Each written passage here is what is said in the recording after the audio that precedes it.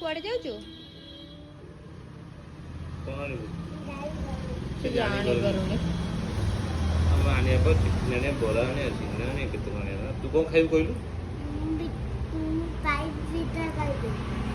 White ମିଠା ଖାଇବ? White ମିଠା ଖାଇବ। ଆଉ କଣ ଖାଇବୁ? ଆଉ ଇଟିଲି? ମୋ ପାଇଁ ବି ମିଠା ଆଣିବ କିନ୍ତୁ ମାମା ହେଲା। ମିଠା ଖାଇବ। ମୋ ପାଇଁ ମୋତିଚୁର ଦିଟା ହେଲା। ମୋତିଚୁର କହିବା ଆମର ନଥିବ।